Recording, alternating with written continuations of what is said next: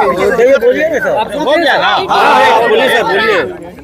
कल विधान परिषद में तारांकित प्रश्न के जवाब में मंत्री जवाब दे रहे थे। उसमें सवाल था कि भाई जेल में क्षमता से अधिक कैदी को रखा जाता है। सवाल ये था, लेकिन जो मेरे विद्वान साथी हैं, मेरे प्रिय भाई हैं, नीरज भाई ने उठ करके अपना गाथा शुरू कर दिया।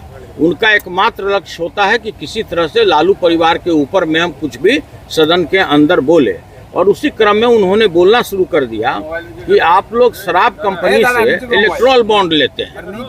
तब मैंने उठ करके बोला कि भाई आपकी पार्टी भी प्रत्येक महीना 99 लाख रुपया किंग महेंद्र जी से 5 साल तक लेती रही।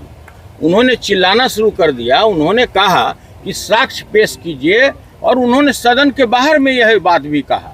तो आज मैं वैसे पार्टी जो इस बिहार में, उससे बड़ा भ्रष्टाचारी कोई पार्टी नहीं है, उससे बड़ा कोई दोहन करने वाला कोई पार्टी नहीं है, पूरा बिहार को लूट लिया, मैं उस पार्टी के बारे में आज आपको व्याख्यान देने जा रहा हूँ। Janata Dal United party, Janata Dal United party king Mahendra से लगातार 99 लाख रुपया, ये पूरा डेटा है, 99 लाख रुपया कई वर्षों तक लेता रहा। इसके अतिरिक्त उसने अपने पार्टी फंड में तकरीबन 146 करोड़ रुपया, मैं उस पार्टी का बात कह रहा हूं जिसके शीर्षस्थ नेता समाजवादी चोला पहने रहते हैं, सत हरिश्चंद्र बने रहते हैं, और पूरे बिहार को उन्होंने भ्रष्टाचार के आकंठ में डुबो दिया। मैं उसका डेटा दे रहा हूं कि प्रति वर्ष वो व्यापारियों से, भ्रष्टाचारियों से कितना रुपया चंदा लिए, और यह है अकाउंट में, और इससे कई गुना उन्होंने कच्चा पैसा लोगों से, व्यापारियों से दोहन किया है।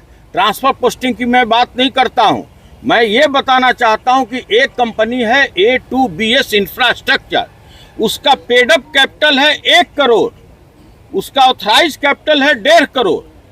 साधारण कंपनी है, उसका टर्नओवर है पूरे वर्ष का 27 करोड़, और उसने 27 इस कंपनी को तकरीबन 24 करोड़ रुपया चंदा दिया है। 24 करोड़ रुपया। ये मैं जानना चाहता हूं इस सरकार के जो ईमानदार छवि के लोग हैं, जो समाजवादी चोला पहनकर भ्रष्टाचारी लोग हैं, कि भाई जो इतनी छोटी कंपनी है, आपको कैसे 24 करोड़ रुपया उसने चंदा दे दिया।